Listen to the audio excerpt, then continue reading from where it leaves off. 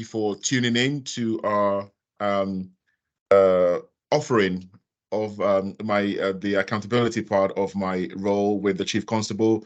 We have these, which I think is once every 4 to 5 weeks, the recorded version anyway.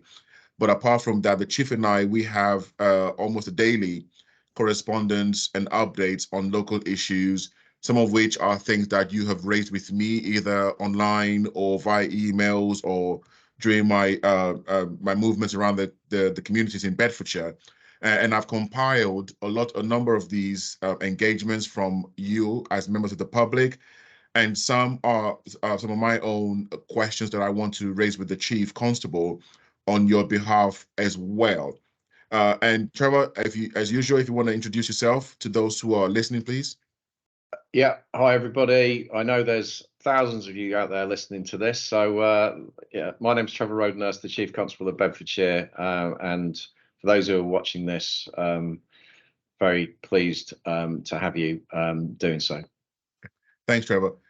Before actually going to the questions, I'm really keen to get your thoughts on something. I went to see the police cadets at their final day a couple of days ago. Absolute credit to the force and to their families and their carers and caregivers as well.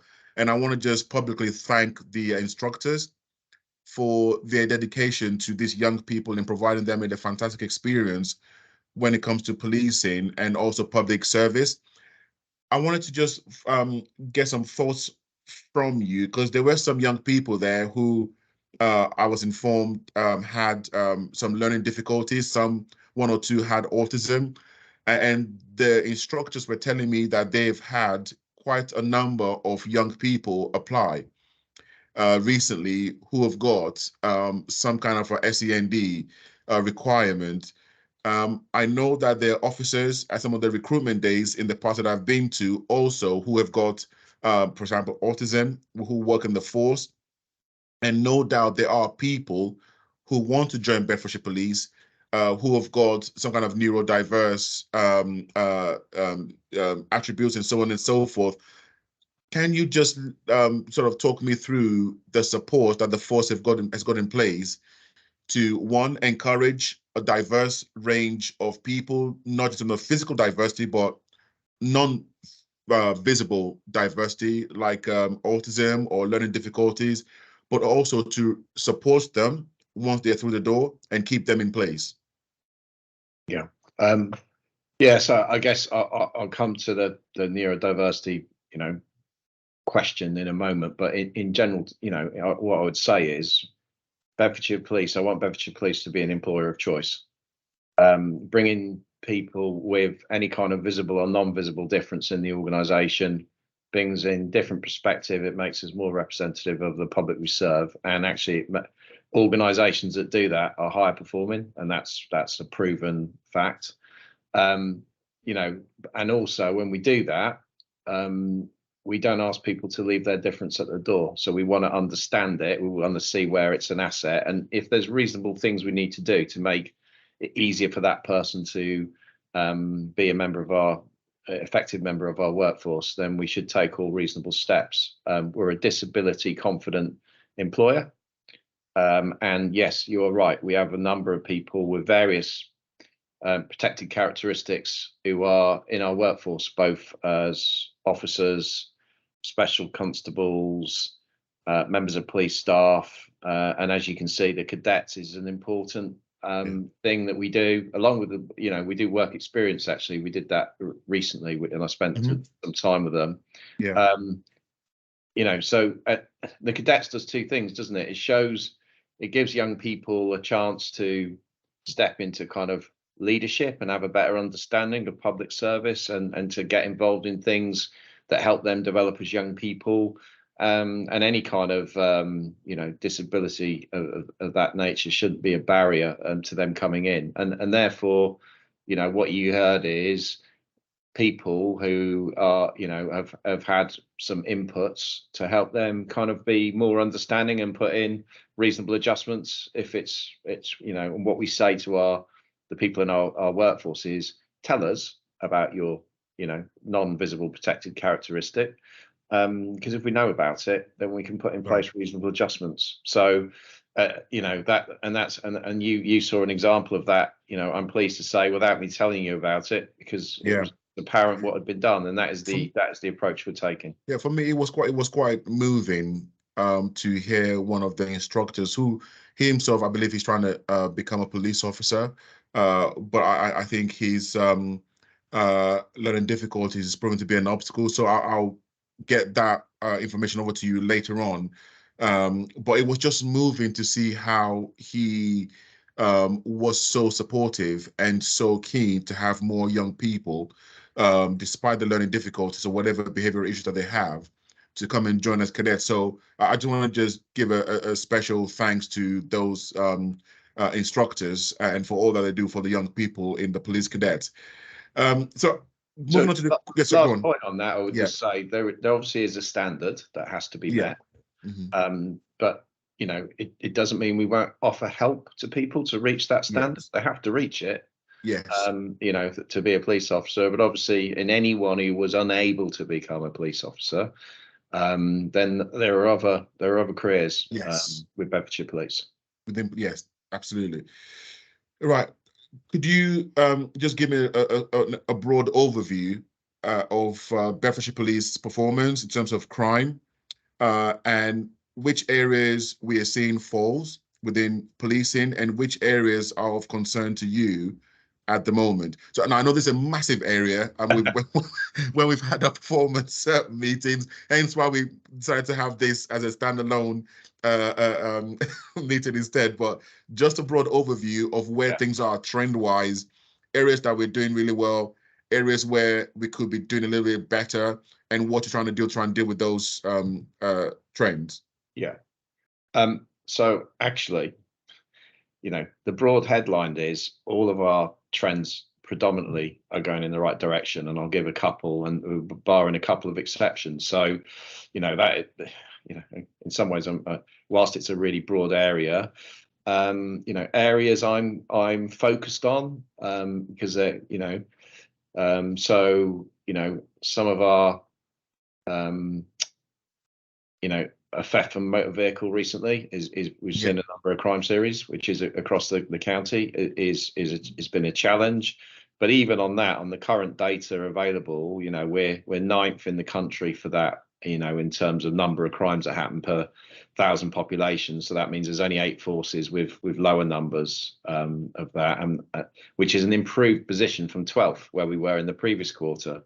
And indeed, for solving the crimes, I think we were at 30th out of 43. So obviously, would rather us be lower down the table than that, but we've now gone to 28. So that's going in the right direction in terms of a national comparison. But at a tasking table level, we've seen increases recently with a number of series across the county. So that there's some focus going on there. Yeah, if I can just interrupt there for a second. I've had a couple of people write to me about theft from motor vehicles in the Amtil Flitwick area. This is kind of reminiscent of the spate of those that we had, I think it was sometime last year, where tools were being stolen from vans, and vans were basically being cut open by these criminals. Is this a cyclical thing that we're seeing? Are we seeing, I think when we have our conversation, you also mentioned that this appears to be part of a coordinated crime across counties as well. Yeah, so what we have specific operational responses in place at the moment to a couple of crime series, which I would be wrong to go into detail on the call. However, what I would say is the offending you just described often forms, you know, isn't a one-off. It will be, you know, a pattern of that offending, you know, and often that won't be within one county, and we've seen that type of thing at the moment. Whenever we get a crime series like that, you know, that's, you know, there's a single crime of that nature, and then there's multiple. And when you start getting that pattern, you'd rightly expect the police to put a response in place, which we are doing. And we do that with neighbouring forces. So, you know, and that kind of trend is what is kind of, which has drawn our attention on this right now. I mean, the other area that we've discussed you know, and is rightly questions that the public have had and that you have asked of me in this forum have been around the control room, and you know, and the speed that we're answering calls. What I would say is I still want that to improve, but it actually is improving, because what I can see is, you know, our month to date speed of answering the calls is quicker than the year to date, and the last few days is much quicker than the month to date. So that tells me it's gradually improving. So what have you done to implement it? Because I know there were some issues with the numbers that we're seeing a couple of months ago. So what have you done to get this improvement? Yeah, so we're still receiving unprecedented numbers of calls, you know, in terms of, albeit there has been a slight reduction on some of the exceptional levels we've seen in recent days.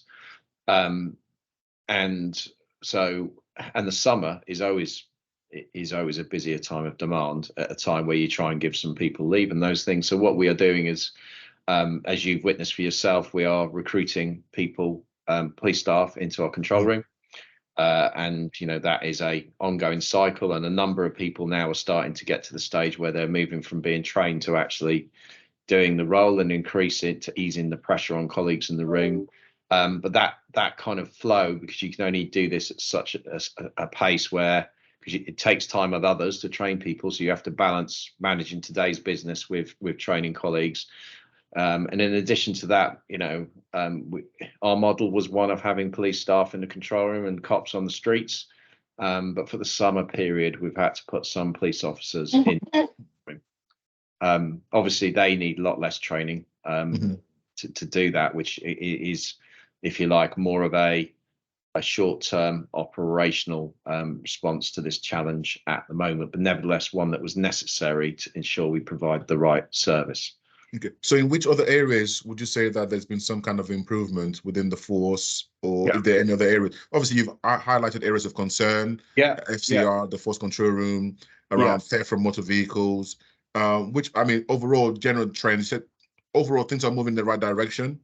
Yeah, so I would say, you know, all other crime types pretty much there's you know, are going in the right direction. So in terms of our, you know, overall where we are, when you look at all crime together, our crime rates, you know, our kind of solved rate is higher than it was this time last year. The number of crimes we've recorded, whilst they're kind of going up at the moment, which is often, you know, there's factors such as seasonal variations, but nevertheless it is lower than it was this time last year, and therefore this year we are performing better than last year. We're you know, stopping more crime and actually detecting more. The rates, you know, I'd still like them to carry on increasing, but if I drill into some crime types that really affect people, you know, like burglary, that remains very high. You know, you know, we would average out at 20% solved rate,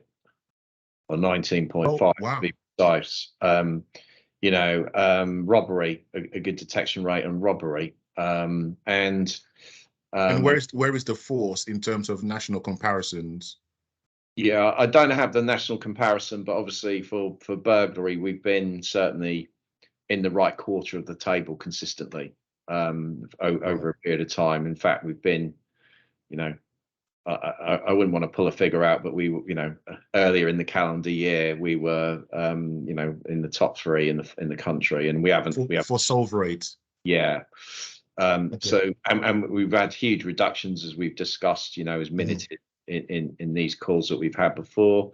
In terms of domestic abuse, you know, it's another a crime that affects a lot of people, sadly. You know, we have had a general sort of increase in domestic abuse, but some reductions in those that are repeat, and we have a dedicated Operation Cadbury in relation to that, and we're rolling out, you know, training, and not just within the police, outside of the police, in terms of doctors upskilling, and you know, looking at the wider partnership approach to how we kind of you know, kind of look at domestic abuse, and particularly the use of orders. So solved rate for domestic abuse is currently 15%, or just slightly short of that.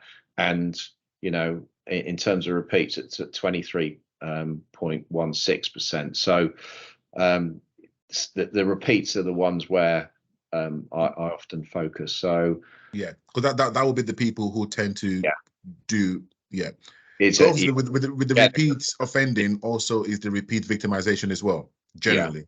Yeah. Okay. You know, things like ASB still on a rolling 12-month trend. We've seen some increases recently, but it's still rolling on a rolling 12 months. It's still downwards. So, you know, generally there is, you know, I was up front in terms of some areas where we're seeing some pressures, but there is the force at the moment, bearing in mind we're still training a lot of people, so our full deployable asset will not be brought to bear for some time, and you know we're managing high levels of demand. You know the force is performing well, and what I'm looking to do is have that framed in a clear narrative with some clear facts that that's easily understandable by the public.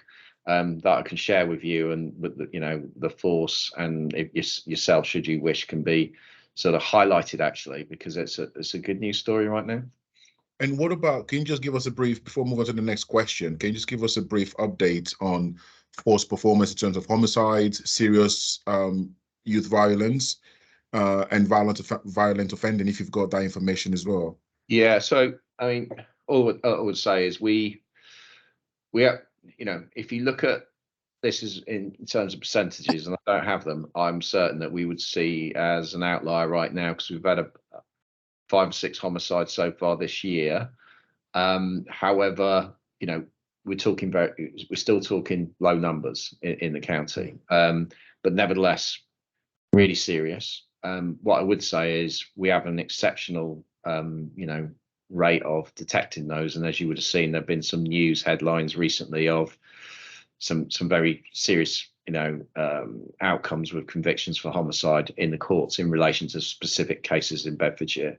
Right. You know, there is in terms of serious youth violence, you know, yes, that remains a focus and a challenge for us. But as we discussed, I think last time, we have Op Rowan that's in place. It's covering another number of areas across the county, which in those areas we're seeing, you know, where we would class as hotspots, we're seeing reductions. Doesn't mean we don't get our share of serious incidents. We do, and you know, we're going to continue to really focus on that. And we have a Pan Bedfordshire Serious Youth Violence Board that's in place, and capabilities such as our Bosun Guns and Gangs team, which are doing a really good job alongside, you know, working with the Violence Exploitation Reduction Unit. It does really important work as well. Right. Okay. I will move on to the next question, and it's around the use of technology. Now, you know, I'm a pretty big fan of not so much getting robots to do things in policing. I don't think we can ever get to that stage, but then, you know, who knows? Yeah, I see you shaking your head there.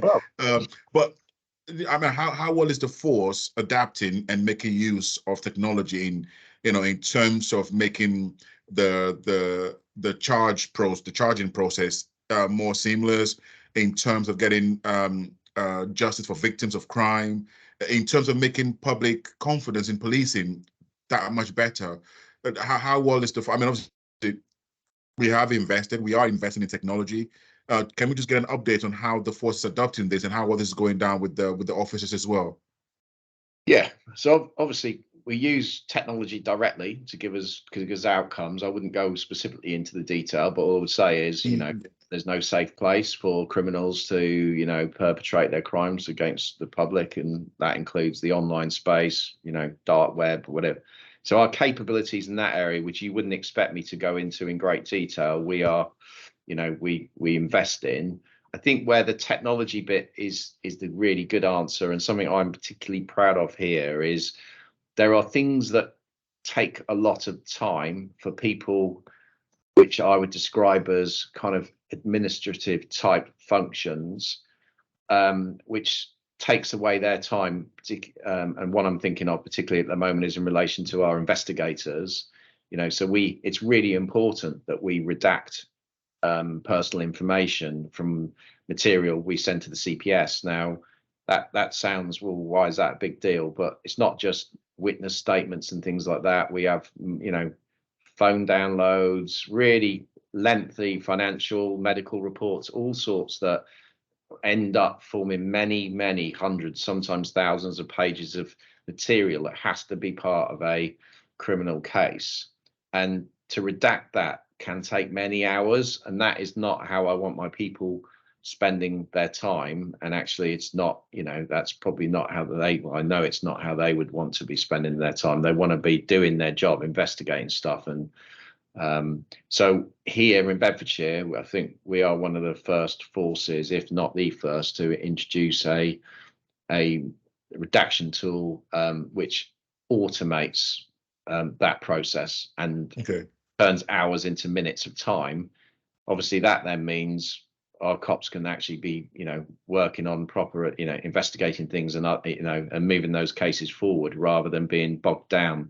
So that's a recent change that's happened in the force, and it's one of many things of that nature where we're looking at automation to make our people more effective and give us hours of time back.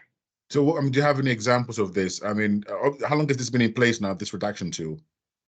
So it's been in place just about 3-4 weeks. And, I can think of a document which was 806 pages, lots of phone data, and that would ordinarily take probably a day or more of someone's time, and it was done in what was effectively a few minutes of time by this tool. So that's a few minutes. Few minutes. Wow.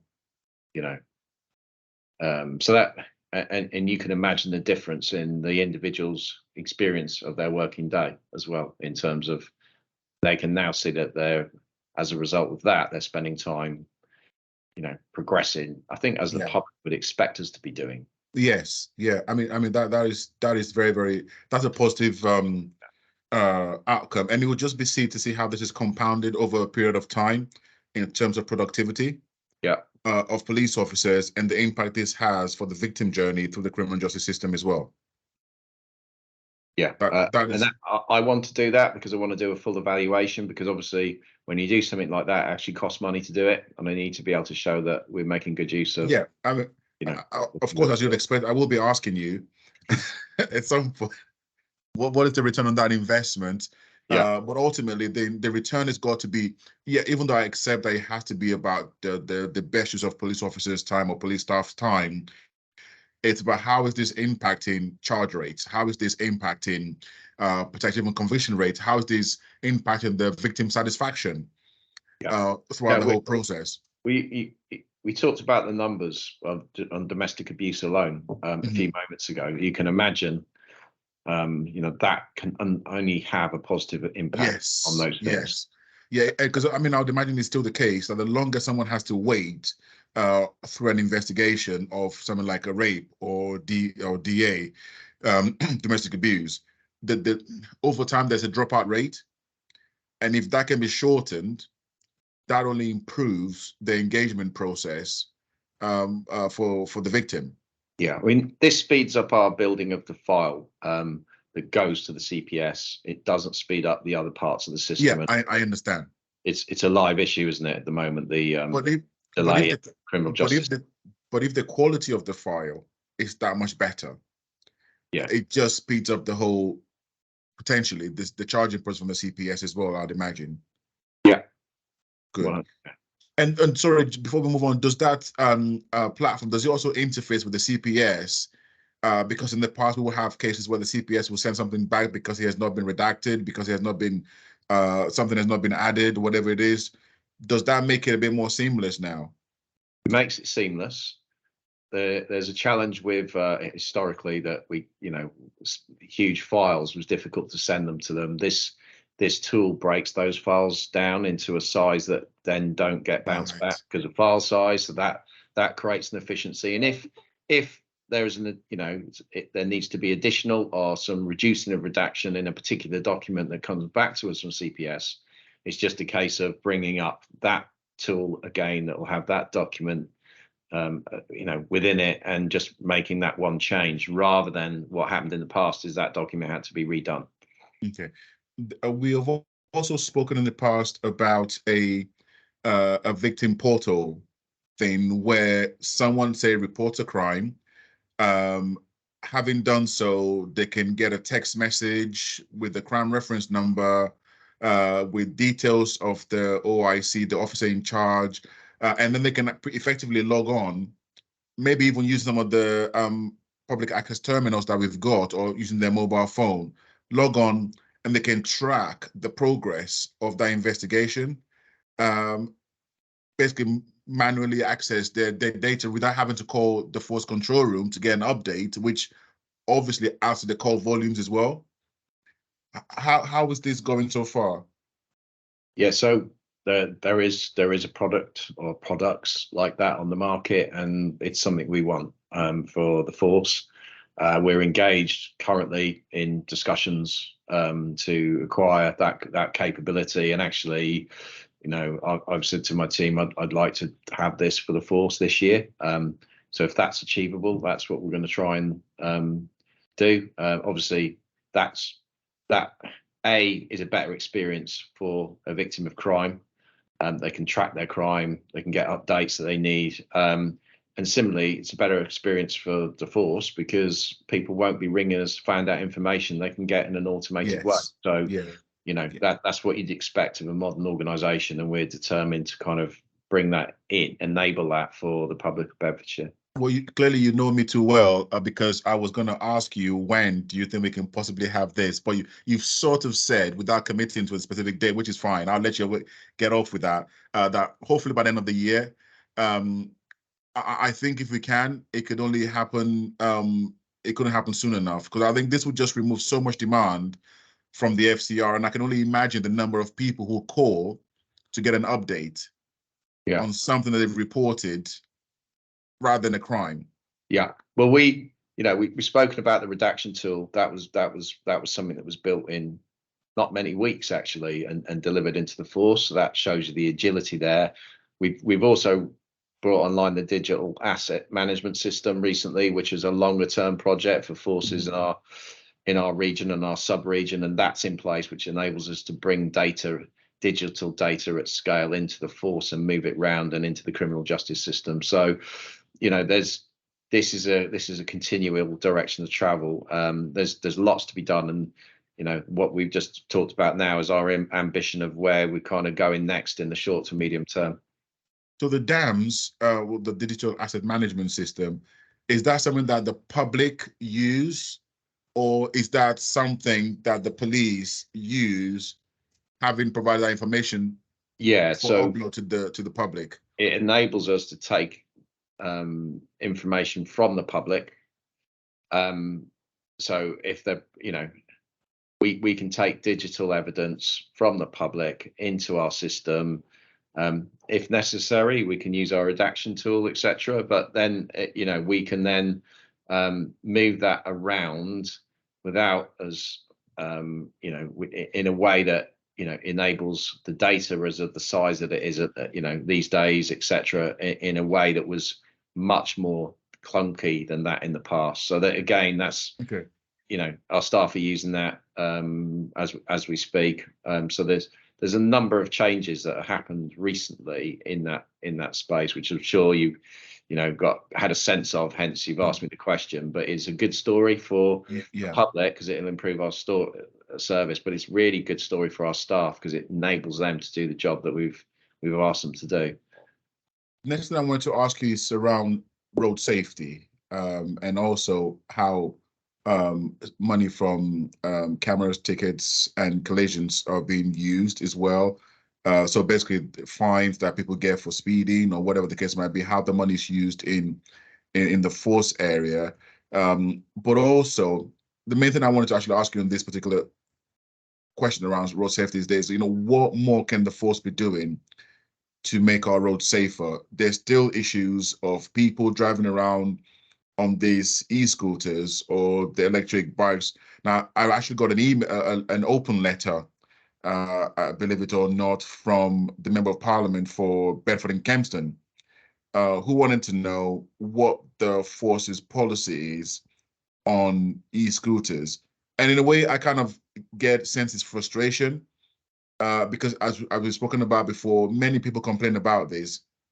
People using this very, very in a very dangerous way on pavements as well. I met a chap yesterday who ended up in hospital, having been run into by someone on an e-scooter on the pavement. Then there's the issue of the motorbikes. People driving around without a helmet, in a very dangerous way. And lastly, I had someone raised, I think I mentioned this to you, someone raised with me a couple of last week of car meets taking place where effectively a group of individuals with their souped up cars, very noisy, driving around, and making it almost difficult for other road users to even get by because they're having a race on the A6 or the A1 or whatever it is. What capability is there, and what is the force doing to try and help to make our roads safer? Yeah, so there's a whole bunch of questions you've asked me there, and if I don't cover all, come back to me. I guess before I do, there is an ask from me, and I kind of articulated it the last time we met on the kind of whole e-scooter piece, which is actually, the police enforce the law. The law at the moment is outdated in relation to these, I believe, because we're not gonna stop people getting these. Arguably it fits with the green agenda, and there's people who've not using their cars anymore to do commutes. So there is this proportionate view. But that being said, you described in that conversation someone being struck on a pavement. We had an incident of that nature only earlier this week, and an individual was arrested, and there are potential some serious offences there because two members of the public were injured, and I can think of another investigation that's ongoing right now into kind of dangerous riding. So, the force's approach, as I outlined it in specific, I won't dwell on the kind of e-scooter side of it, is one of a kind of engagement and an explanation. And encouragement, and if that doesn't work, or if it's been used in a way that's blatantly a crime or ASB, then there's an enforcement. And fundamentally, the e-scooter bit, they're not included in the law, so they're not to be used on public roads. So that's where we are with that. And I can, if anyone thinks you're not doing anything, I can tell you that if you walk past our property store, we've got a lot of seized e-scooters. Equally, I'd explain to you that a child who's been given one of these and there's an unwitting element to not really, the family haven't really realised the kind of legislation involved. I don't want their first contact to be you've just come out, you're in your road and you've suddenly had this taken away from you. Hence that approach. You outlined some other bits, the kind of car cruise issue. We've got a couple of specific places in the county where, the two things I can think of right now, we've seen this on a section of the A5 near Liddell in sort of the Houghton Regis area. We will. And we've also seen it at the Wixhams. That's also a place, and it seems to be a kind of Friday, Saturday night. Anyone listening to this who's doing that, I would say don't do it, because we're going to be putting our resources there, and we will, if necessary, take enforcement action, either depending on how it manifests itself under our powers under the Antisocial Behaviour and Crime and Policing Act, or potentially, you know, in relation to where a motor vehicle is being used in an inconsiderate driving way that causes, Excellent. you know, alarms, and we can seize the vehicles in that circumstance. There, you know, there's a slight conversation we probably need to have about the A5, because there's a little bit of that. We just need the local authority to finish their adopting of that road, but that is, you know, so we can make sure that all of the roads are have enforceable limits on them. I think you also mentioned the kind of dangerous, you know, motorbikes being used in a kind of ASB type scenario, and we've seen some of that in various places across the county, but I guess central Bedfordshire sticks out as where that has been an issue at the moment. And there is an Operation Meteor, and we have our own bikes that our team deploy in relation to that, who will be seeking to combat that. So, you know, we will respond to that. There's a child injured by a such bike only the other day in Luton, and that's being investigated.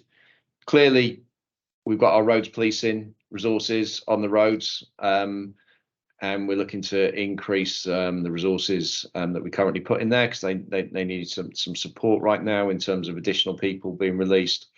But that they aren't the only answer.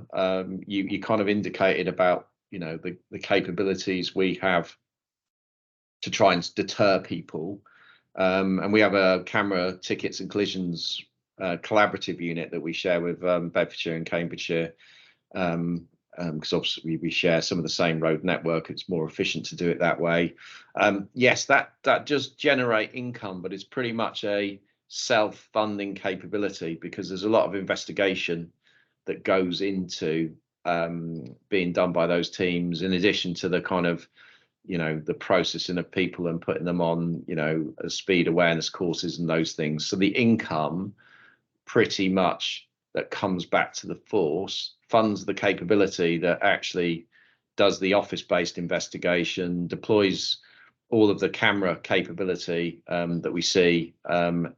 So we all of the enforcement that happens with whatever kind of camera system is in place in the county, we do the processing for that. And so does Bedfordshire Police, does the force retain all the money, or does some of it get top sliced into the Home Office or elsewhere?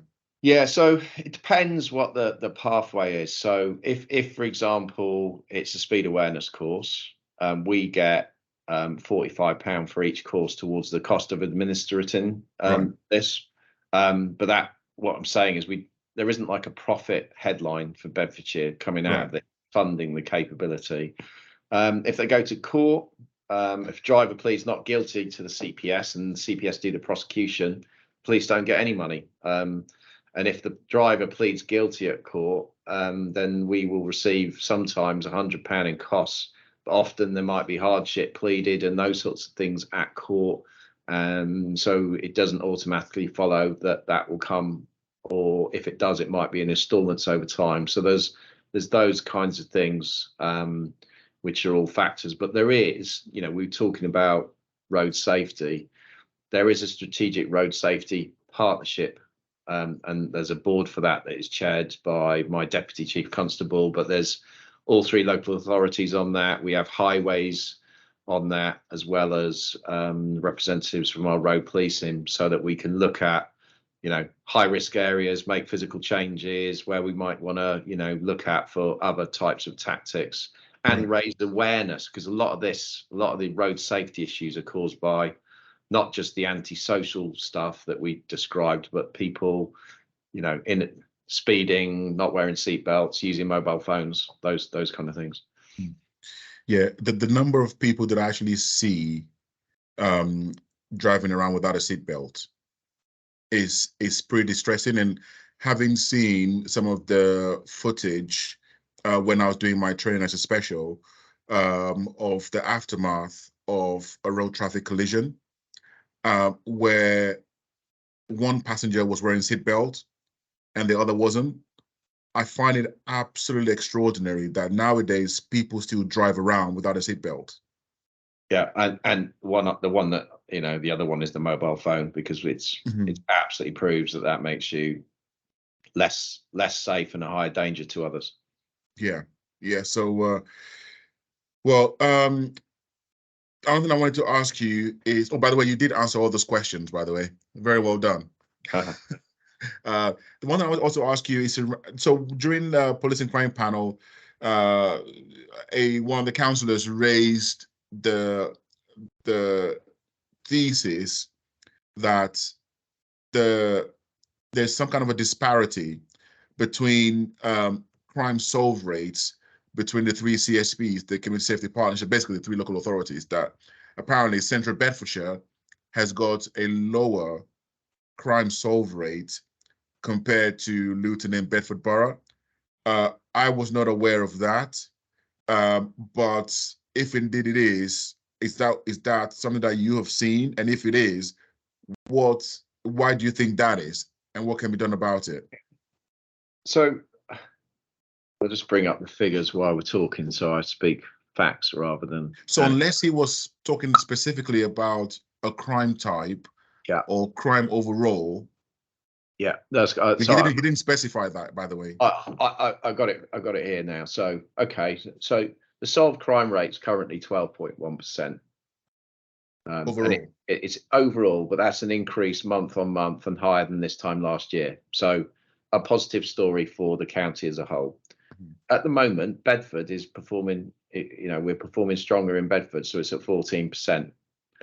And Luton and Central Bedfordshire are lower. So I think Central, yes, 11%, and Luton at 10% respectively.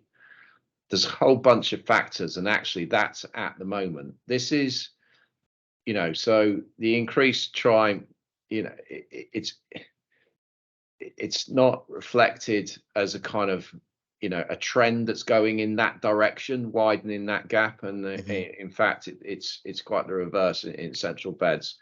There are, there's a number of factors, and I think the simplified version is, well, where are your bases and how quickly you get in there. And Central Bedfordshire, as we know, is quite a large spread geography to cover with a lot of rural areas. However, a number of other factors are there. So Bedford, for example, has significant CCTV coverage, which, right, will therefore capture a lot of evidence and crimes and make it easier to get solved crimes. So you have to look at the whole system, and it needs to be a conversation on that. But at the moment, my view is I want to see it's going in the right direction as a whole, and I want to see it going in the right direction for, all three CSPs. So at the moment, the highest solve rate is in Bedford Borough, then Central Bedfordshire, then Luton. And I would imagine this probably fluctuates from quarter to quarter. It does, and and also on the general crime type as well. The numbers as well, because if you're suddenly in an area with lower numbers, then it can affect the percentage, in a different way. Right. So the answer is for CBC to invest in more CCTV potentially. Yeah, I mean, obviously we don't want to live in a place that every single bit of everyone's movement is covered by CCTV when there's not a case for it. But we'd always be willing to enter into dialogue where it assists in where it may be advantageous to enable us to reduce crime in the first place, and tackle it. So two more things that I want to ask you, Chief, if that's fine. One is around one of my areas of focus, as it's around community policing.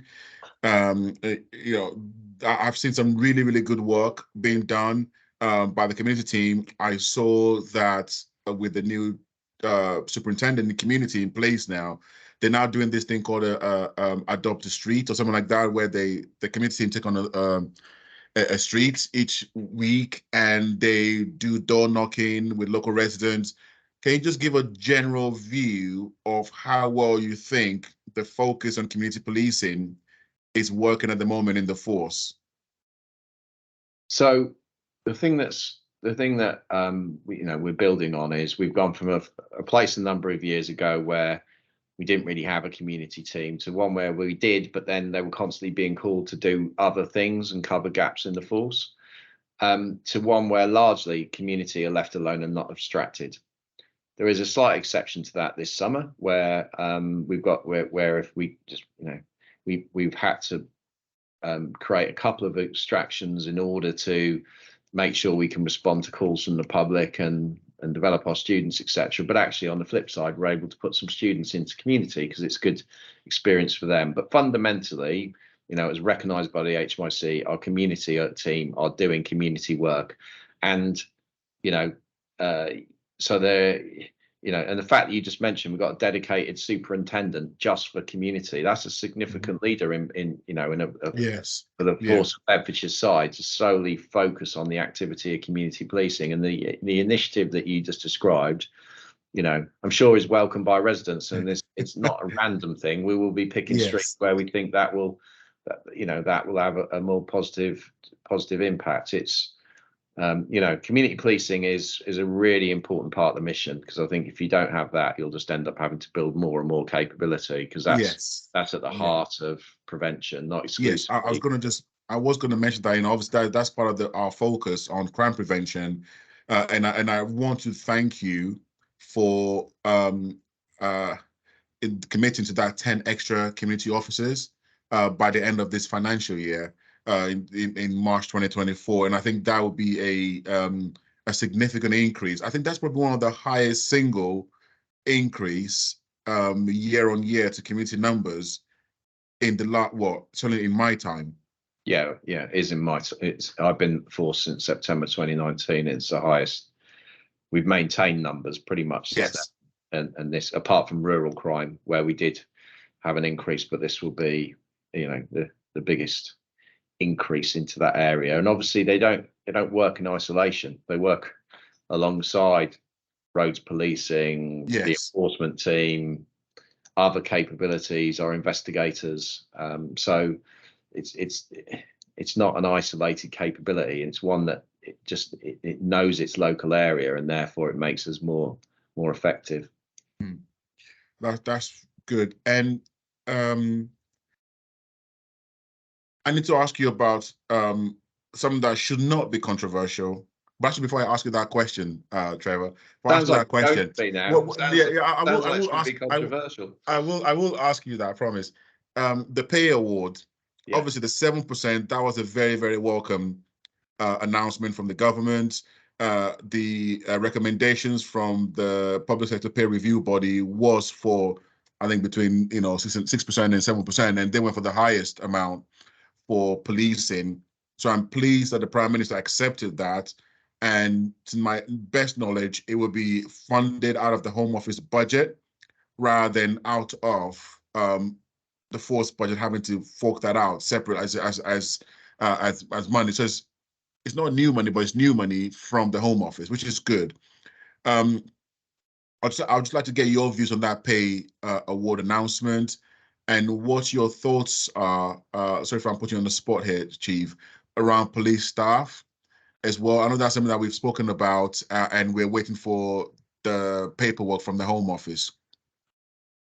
Yeah, I mean, firstly, my overall thought is I was really pleased with the announcement. It recognises, I think, that a service that can't strike, one that has had, pay freezes or pay below inflation year after year over many years, and they are the people running towards danger when others are running away. And there has been a real terms decrease, in police pay, which is way actually in excess of this reward. But actually recognising the financial climate, to be given that current pay rise is what our staff absolutely needed, our workforce absolutely needs and deserves. You're right. I wait to see the detail, but my understanding is that the Home Office aren't funding the totality of it, because we'd already budgeted for about a 2.5% pay award, and my understanding is that the Home Office is going to provide funding that funds everything above 2.7%. And then we are looking, clearly, I don't want to have a divisive decision. So we'll be looking to, at the obviously the slightly different rules of engagement around police staff, but I would want to be, providing equity when we do that. but we've got to look at the details that come from the Home Office, before I can say anything more than that at this time. But that's where I am. That's my starting. Yeah, and I think, obviously when we had this conversation, that was what's where we kind of left things. But obviously my view is it said in the same way that the 7% sends a message to policing, because they can't strike, they can't take industrial action, and whether they like it or they have to go to work.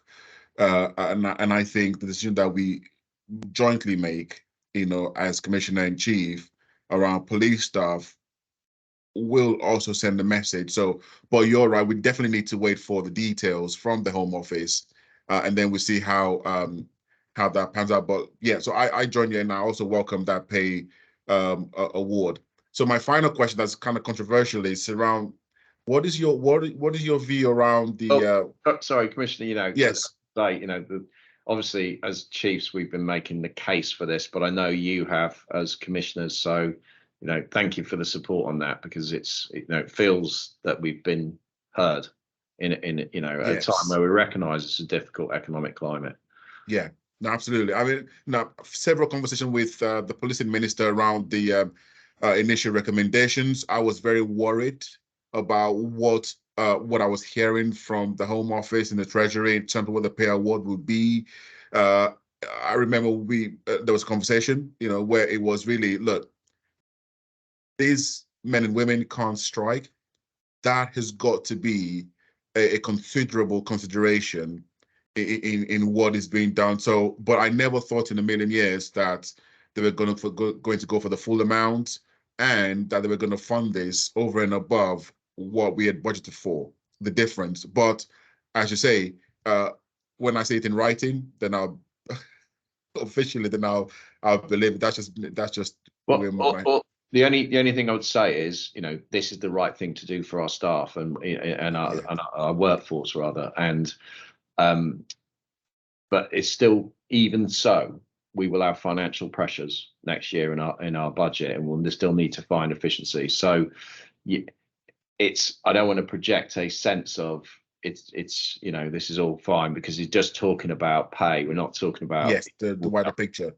Yeah, because we still know that there are potential risks to the special grants in years to come. The funding formula, I'm informed, is now sat at the Treasury in terms of the consultation starting, which is a big step from where we've been in, say, 2018-19, when they first went around this junction. So I'm waiting with bated breath for them to launch the consultation, which I know that you and I will be fully engaged in. The last thing I wanted to ask you is around your officers and staff wearing the thin blue line badge. I'm in support of it. I do not agree that it is some kind of a right-wing thing. And I'm happy for us to not necessarily agree with it, because it's not a massive operational matter.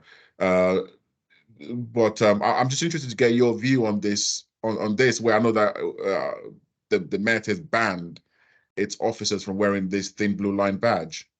Yeah, and I don't question another force's decision. I just look at this for what's, we have operational independence, and we're a separate force. My personal view on this is, why was that badge created? It was the grey Union flag badge with a thin blue line running through it. It was produced by the Care of Police Survivors charity. Yeah. Sold to raise families for officers who've died in the line of duty. Yeah. So, for me, that's our badge. In fact, the Union Jack that sits behind it should not be, hijacked by far right groups. That's ours. We shouldn't be, stepping away. I won't be stepping away from it. So I personally think that, if we I think a member of the public said, in fact, I'll name him because he won't mind me naming him, but Montel Novell, who shared a view with me on this, and it was good reinforcement to my own, which was, he said to everyone, claim back the Union Jack for positive causes, don't allow it to be hijacked for negative ones. because what can be wrong? What finger can be pointed at? A symbol which is for acknowledging sacrifices of those who lost their lives in the line of duty. So that's where I am with it. Very, very well said, Chief. And I echo what you said. I had the huge honor of riding a bike for about 205 miles last year with some of your officers who worked alongside other officers in Bedfordshire Police who sadly lost their lives in the course of their duty. And spending those 3 days with those men and women and hearing their accounts and how this has impacted them.